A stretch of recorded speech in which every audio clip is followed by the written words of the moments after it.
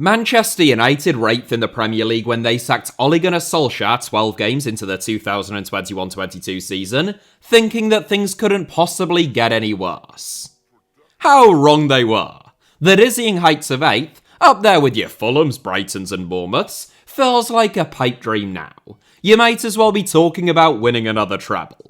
In my honest opinion, since Alex Ferguson retired almost 12 years ago, I don't think that anyone has done a better job than Solskjaer at Old Trafford. The likes of Mourinho, Van Gaal, and even Ten Hag were all much more credentialed, of course, but Solskjaer took the Red Devils back into the Champions League via second and third place finishes in the Premier League, recorded memorable and mightily impressive victories against the likes of Man City, Chelsea and PSG, and played probably the fastest, most incisive and most exciting brand of football that Manchester United fans have seen at Old Trafford since Fergie retired. Look, I'm not saying that he was the second coming of Matt Busby, or even that he would have won anything if given more time. I'm just saying I find it a bit odd that he has become a meme, or conceptualised in some people's eyes, as a modern-day nadir for Manchester United when, arguably, he was the precise opposite. Anyway, who cares what I think? Far more interesting, I'm sure you'd all agree, to look back at every one of the Norwegian's 16 signings at Manchester United, including one loan deal, and see how those signings have aged and where those players are now. Even though it is barely 4 years since Solskjaer was sacked, only 4 out of his 16 signings have survived the Rangnick, Ten Hag, and subsequently Amory eras at Old Trafford. And out of those 4, I am almost certain most people watching this wouldn't even realise that one of them was still a professional footballer, let alone that he was still contracted to Manchester United. Without further ado then, who once went on trial at Carrington but was never signed by Man United? Besides, that was when Solskjaer was still playing for the club, not managing them, so I'm not quite sure why we're talking about him. I mean, who even brought the guy up? Why is he always in my head? I can no longer sleep at night. Here is every one of Ole Gunnar Solskjaer's 16 signings as manager of Manchester United, from first to last, and where those players are now. Dan James, Leeds United. Ole Gunnar Solskjaer's first signing at Old Trafford caused a bit of a stir. Dan James, who grew up within walking distance of me and went to a school where I now play 7-a-side twice a week, small world, eh? Left the Hull City Academy like a wretched traitor to join Swansea City for £72,000 in 2014. Aged 17 at the time, a couple of years later, James broke into the Swansea first team and made an instant impression with his searing pace and acceleration. Leeds United thought that they'd signed James on deadline day in January 2019, but disagreements between Swansea City's owner and chairman caused the deal to fall through at the last minute. Solskjaer wanted the Red Devils to play fast, direct football, of the kind that he had been familiar with under Alex Ferguson, and James fit the bill. In the summer window, therefore, Man United snuck in ahead of their old rivals Leeds to sign James for a reported £15 million, plus add-ons. Then, aged 21, James scored 3 goals in his first 4 games at Old Trafford, and Ollie looked like a genius. In reality, that end product was never really sustainable, and outside of raw speed, James lacked any other attributes required to play for Manchester United. Well, I mean, maybe not this Manchester United, but you know what I mean. He didn't add to those 3 goals all season, and in August 2021, James did finally join Leeds, where he has since scored 27 goals in 119 games. Not a great signing then, but Man United reportedly sold James for £25 million, which is about £10 million more than they paid for him, so far from the worst either. Aaron Wan-Bissaka, West Ham United. Whilst Dan James fit the bill in terms of being fast and direct, but was unfortunately found wanting in almost every other aspect of his game, Aaron Wan-Bissaka was in some ways always doomed to fail at Manchester United. Fantastic at Crystal Palace under Roy Hodgson, in a block that was so low that even Diego Simeone worried that the septuagenarian might have been getting a little bit carried away. In a Man United team that wanted to play higher up the pitch, would see a lot more of the ball, and, theoretically, do a lot less defending, Wan-Bissaka was far less effective. Solskjaer could be forgiven perhaps, given that Wan-Bissaka had been a winger during his academy days, before being converted to fullback, but there was scant evidence of that on show at Old Trafford. The Croydon-born former DR Congo and England youth international still racked up 190 appearances over 5 years at Manchester United, which is the third most of any of Solskjaer's 16 signings, and there were some excellent ones during that time. The issue was that he cost £45 million, rising to £50 million subject to add-ons, and was only sold for £15 million to West Ham. Since joining the Hammers, Wan-Bissaka has looked much improved back in a lower block, and he has been one of the club's best players this season. Harry Maguire, Manchester United. One of the two Ole Gunnar Solskjaer era signings at Manchester United to have played more games for the club than Aaron Wan-Bissaka, Harry Maguire was Man United's most expensive Solskjaer-era signing. He is their third most expensive signing of all time, the 23rd most expensive signing by any club of all time, and, when measured in sterling at least, pound sterling that is, not Raheem, he remains the most expensive defender of all time. Josko Gvardiol is very narrowly ahead of him in euros, just in case you were wondering. That is pretty extraordinary when you think of some of the defenders to have made transfers since Maguire joined Man United. William Saliba, Gabriel, Ruben Dias, Antonio Rudiger, Ibrahima Konate, Charlie Hughes, to name just a few examples. I don't think Maguire is that bad. In fact, in the right system, he can be excellent, but the fee was obviously insane. Almost 6 years on, Maguire is still at Man United, and within 6 months of his arrival, he was actually appointed club captain. He was stripped of that role by Erik ten Hag in 2023, and he has been lambasted at times during his Man United career, but, in all truth it must be said, they have rarely looked much better when he's been dropped, and at times they have looked actively worse. Regardless, Maguire now feels like a figure of the past, too deeply associated with failure, that Ruben Amorim will want to move on from. And although the Red Devils activated a 1-year extension in Maguire's contract, keeping him at the club until 2026, it seems doubtful that they won't pursue a sale during the upcoming summer window. Bruno Fernandes, Manchester United.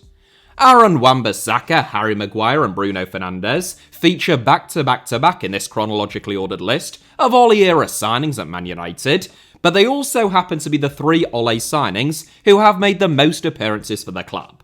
Although Fernandes was the latest to arrive, doing so in the January window, he unsurprisingly tops the tree in terms of performances, as well as contribution. Signed for a potential £68 million, so marginally less than Maguire, Fernandes made a stunning instant impact, racking up 20 goal contributions in only 22 appearances, and 15 in 14 in the Premier League during his first half-season at the club. The Red Devils rose from 7th to 3rd following his mid-season arrival, and it was almost solely thanks to him that they managed to qualify for the Champions League. Actually, that's hyperbole. Anthony Martial and Marcus Rashford scored 23 and 22 goals in all competitions that season, but thanks very largely to Fernandes. Sorry, I don't want to stray too far into sensationalism, otherwise, what is there to separate me from all of the other football content creators on this platform? I'll have nothing left other than a shit Freddie Adu joke. I've got nothing left! I've got nothing left! Fernandes hasn't escaped criticism during his time at Old Trafford, whether that be for some of his play acting, histrionics, questionable leadership credentials, or for somewhat resembling a rat. I mean, I don't really understand the last one. Even if you can see the resemblance, I'm not sure what he's meant to do about it. Undergo facial reconstruction surgery. But he is, by almost any metric, Solskjaer's best signing by a country mile, and one of Man United's few post-Fergie success stories. Nathan Bishop, Cambridge United.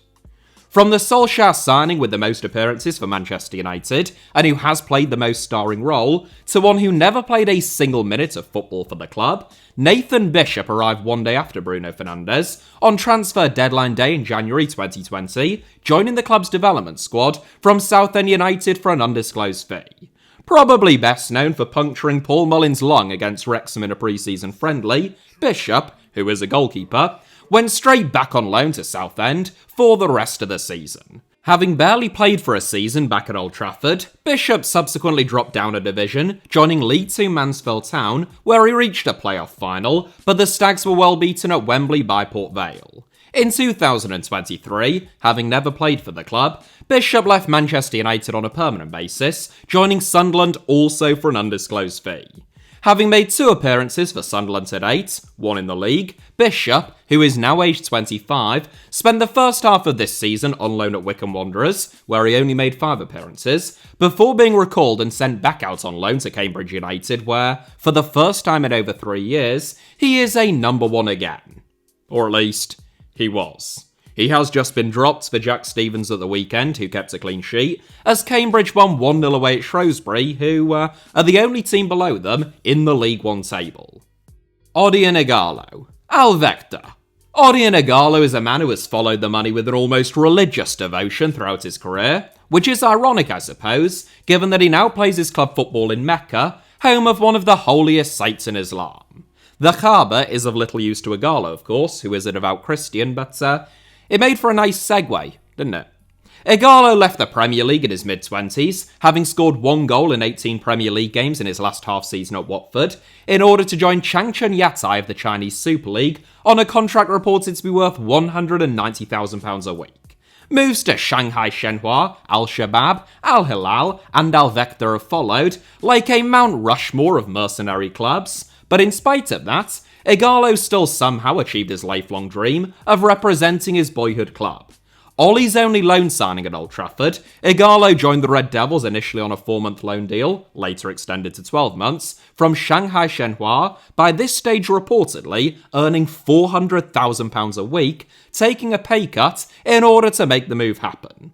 Ighalo became the first Nigerian to sign for Manchester United, following the John Obi Mikel fiasco, and certainly the first to actually play for them. He failed to score in 12 Premier League appearances, but he did strike 5 times in 11 games in various cup competitions. As the big spending pendulum of football switched from China to Saudi Arabia, so too did Ighalo, of course, in February 2021, and he currently ranks 8th in a list of the Saudi Pro League's all-time leading goalscorers, 2 places ahead of Cristiano Ronaldo. Donny van de Beek, Girona. Maybe the worst signing of the Solskjaer era at Old Trafford, Donny van de Beek not only didn't work out at Manchester United, but never really made sense in concept. Undoubtedly impressive for Ajax, Van de Beek played his best football as a 10, but he joined Man United just 6 months after they had already signed Bruno Fernandes, who was their best player by a country mile. First team opportunities were therefore at a premium for the £35 million man, rising to £40 million subject to add-ons, although the only way any of those add-ons can actually have been activated is if they were structured on a pound per splinter in the arse basis for all of the time that the Dutchman spent on the bench. Loan moves to Everton and Eintracht Frankfurt did little to improve Van de Beek's fortunes, nor, in all truth, has his move to Girona last summer. Having paid at least £35 million for Van de Beek, Manchester United sold the Dutchman to Girona for an initial, wait for it, €500,000. During the intervening period, Van de Beek earned a reported £18.4 million, played 62 games, scored 2 goals, and made 2 assists. I'm not an accountant, but it seems like kind of a bad deal. Alex Telles, Botafogo. I must admit, I always liked what I saw of Alex Telles at Porto, and, unlike Donny van de Beek, I thought that he would be a decent addition for Manchester United. I ought to have known better. The club is cursed, of course. It doesn't matter how talented or hard-working you are. It is just a graveyard for both players and managers. The sooner we come to accept this, the happier everyone will be. Telles set the Red Devils back £15.4 million, brought in to provide competition for Luke Shaw. The fact that Shaw is almost permanently injured meant that Telles registered exactly 50 appearances in only 2 seasons at Old Trafford before going on loan to Sevilla and then joining Al-Nassr in Saudi Arabia for a reported €7 million. How did Man United manage to sell someone to the Saudis for only €7 million? I mean, Liverpool milked them for nearly $50 million for Fabinho, who could barely make it up a flight of stairs in his final season, and Bayern recouped their costs on Sadio Mane, despite the fact that he was a year older and had stunk the place out at the Allianz Arena. Anyway, I digress. Telles spent just 13 months in Saudi Arabia, which is less than some UK arms dealers, racking up 44 appearances before his contract was terminated. In September, he joined reigning Brazilian and South American champions Botafogo on a 2-year deal. Edinson Cavani, Boca Juniors. I honestly think that Edinson Cavani was a pretty shrewd signing by Manchester United, mirroring the arrival of Zlatan Ibrahimovic under Jose Mourinho as a previously world-class veteran centre-forward who arrived on a free transfer from PSG. What killed Cavani was the arrival of Cristiano Ronaldo, an even older, even more high-profile, and even more formally world-class centre-forward who, at that stage in their careers, had an almost identical profile to him. The two of them had a few games where they worked brilliantly in tandem, most notably in a 3-0 win away at Tottenham, but ultimately, in an era of vanishingly few central strike partnerships, and even fewer with a combined age of about 457, Ronaldo's arrival killed Cavani. He still scored 19 goals and made 6 assists across 59 appearances over 2 seasons, but he departed when his 2-year deal expired, joining Valencia on a free transfer. Following a single season with the floundering La Liga giants, Cavani joined Boca Juniors in the summer of 2023. 20 months on, the 38-year-old Uruguayan has struck 25 times in 63 games in Argentina, where he is still a regular starter. Facundo Pellistri, Panathinaikos. Ole Gunnar Solskjaer signed 2 Uruguayans at opposite stages of their careers on the exact same day at the start of the 2020-21 season. In fact, Alex Telles, Edinson Cavani and Facundo Pellistri were all confirmed as Manchester United players on the same day, on October 5th, 2020. Pellistri arrived from Pennyroll for a fee of £9 million, reportedly after being recommended to Solskjaer by his former teammate Diego Forlan, who is said to have compared Pellistri to Manchester United legend Ryan Giggs. Whereas Giggs made 963 appearances at Old Trafford though, Pellistri only managed a slightly more modest 25 over the course of his 4 years contracted to the club. Undoubtedly talented, Pellistri's attitude could also never be questioned, but ill-advised loan moves to Alaves and Granada stunted his development, so much so that, when he returned to the club, aged 22, he was still some way off being ready to play first-team football. Amad Diallo, by contrast, who was perhaps Pellistri's most obvious competition, enjoyed a much more fruitful loan spell at Sunderland, catapulting him into Erik ten Hag's first-team considerations. United obviously haven't entirely given up hope on Pellistri, covering themselves in his €6 to €8 million move to Panathinaikos, subject to add-ons, by including a hefty 45% sell-on fee and a discounted buyback clause for the next 3 years. Pellistri has scored 4 goals and made 5 assists for Panathinaikos this season, endearing himself to the green side of Athens. Amad Diallo, Manchester United. Speak of the devil, Amad Diallo is the penultimate Ole Gunnar Solskjaer signing at Manchester United, who is still at the club. Born in the Ivory Coast, Diallo's family relocated to Italy when he was still a child, and he came through the youth ranks with Atalanta. Although Diallo had made just 5 first-team appearances when the Red Devils signed him for an initial £19 million, rising to £37.2 million subject to add-ons, Solskjaer was gushing in his praise of the 18-year-old, describing him as, quote, one of the most exciting young prospects in the game, and adding, quote, he is a player with all of the raw attributes that are needed to be an important player for Manchester United in the years to come, end quote. It took a bit of time, unsurprisingly, aided by loan spells at Rangers and Sunderland, but Diallo burst onto the scene almost as spectacularly as Mika Richards at the back end of last season, scoring the winning goal in the last minute of extra time as United beat Liverpool 4-3 in an FA Cup quarter-final. Still aged only 22, before suffering an ankle injury which will rule him out for the rest of this season in February, Diallo had scored 9 goals and made 8 assists in 36 appearances this season, in what Ruben Amorim has described as perhaps the worst Manchester United team of all time. As the Red Devils look to complete yet another rebuild in the summer, they come around so quickly these days, don't they? Diallo is one of the few players that you'd hang your hat on sticking around. Fun fact, Diallo was the first player to be signed and registered under the United Kingdom's post-Brexit rules. Alright, it's not that fun, but it is a fact. Everyone's a critic these days, aren't they? Tom Heaton, Manchester United. The last of the 4 out of Ole Gunnar Solskjaer's 16 Manchester United signings that is still at Old Trafford, and the one that I alluded to most people not even knowing that they were still playing in the introduction. In fairness, those people would be half right.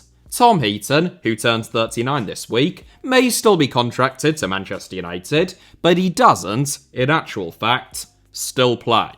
Signed by Solskjaer in July 2021, nearly 4 years ago, Heaton has played a grand total of 3 games since then, none in the Premier League, and he hasn't made a competitive first-team appearance of any description in over 2 years.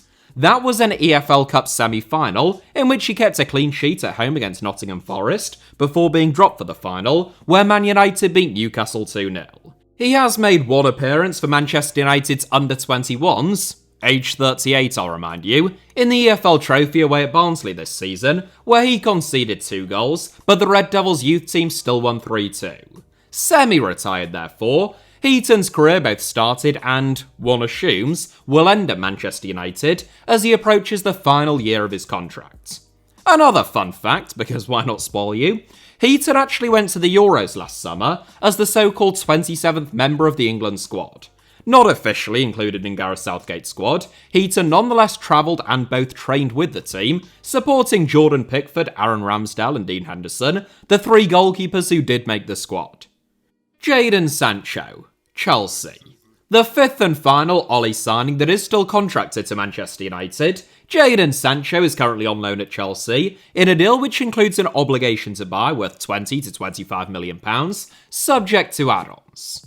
Almost like the anti-Dan James in some ways, I must confess, I thought that £73 million was fair market value, if not less than market value, based upon his age and what he had done at Borussia Dortmund, but while Sancho had trickery and end product in abundance in the Bundesliga, he couldn't be described as being especially fast or direct. He is actually quite quick, if you look at some of his running data, especially around that time, but what I mean is, talented as he was, he didn't really fit the profile of what Solskjaer seemingly wanted to achieve.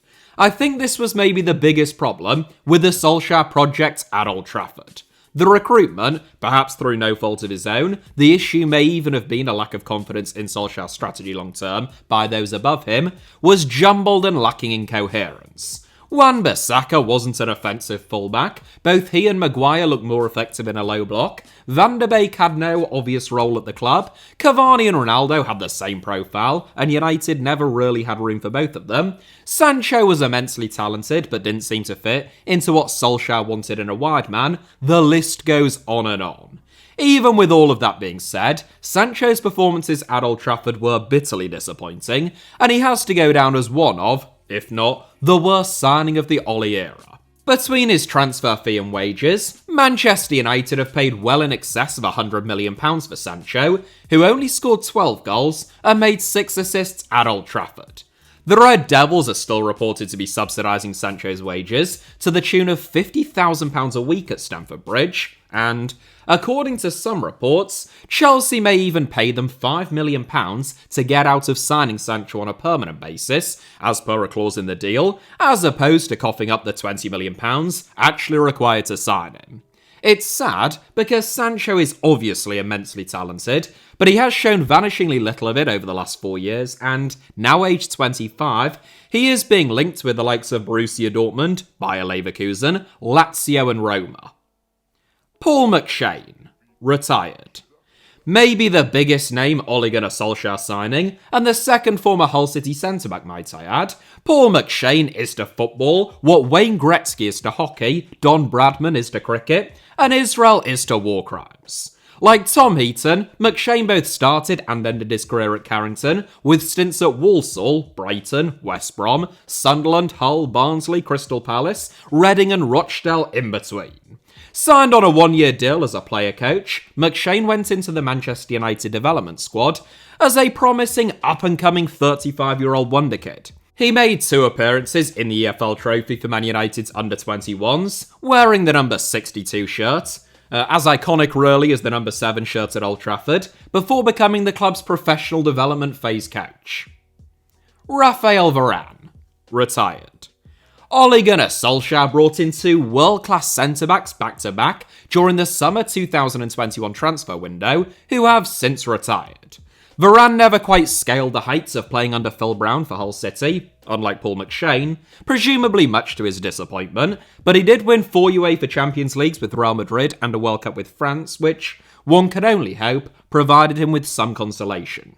Man United paid a reported £40 million for a 28-year-old Varane, which, on the face of it, looks like a fantastic deal. Unfortunately, having been playing first-team football virtually uninterrupted since the age of 17, Varane struggled with both injuries and his fitness in the Premier League. He was still a class act at times, but he failed to make more than 24 league appearances in any of his 3 seasons at the club, all while earning a reported £340,000 a week, or more than £50 million over the course of his 3-year deal. That's more, and a lot more, than William Saliba at Arsenal, Virgil van Dijk at Liverpool, or, in fact, any centre-back is reported to have earned in the Premier League during Varane's time in England.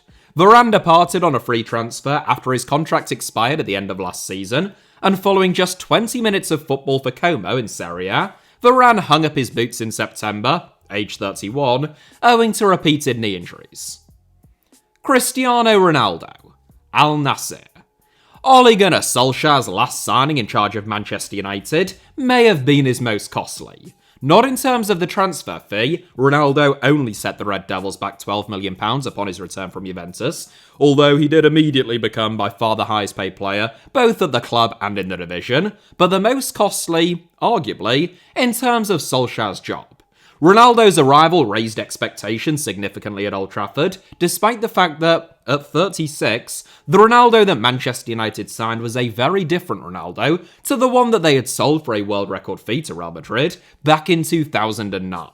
Ronaldo still knew how to score goals, 24 of them in all competitions in his debut campaign, and, perhaps more importantly, as far as the club's higher-ups were concerned, generate shirt sales and social media impressions. But again, his signing was incoherent if what Manchester United wanted to do was press with intensity from the front and break at speed. As a result, while Ronaldo scored plenty of goals himself, Man United scored significantly fewer overall, won significantly fewer points, and fell significantly in the league table.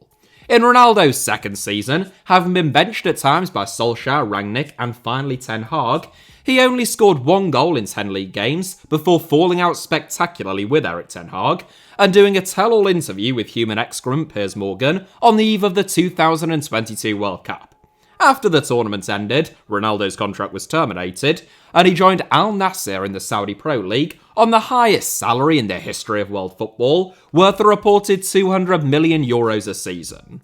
Age 40 now, Ronaldo has since scored 94 goals in 104 games, won 5 prizes at the immensely prestigious Globe Soccer Awards, and has endorsed both Saudi Arabia's successful unopposed bid to host the 2034 World Cup and going on holiday there.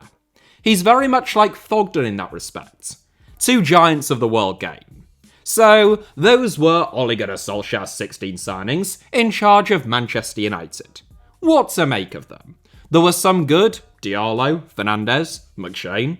Some not so good, Van de Beek, Sancho. Some James, Piastri and Heaton. But isn't it always thus? Whilst mixed on an individual basis, overall, as has been the case with United's recruitment for so long now, it was incoherent, random and, above all else, often extremely overpriced, especially in terms of wages.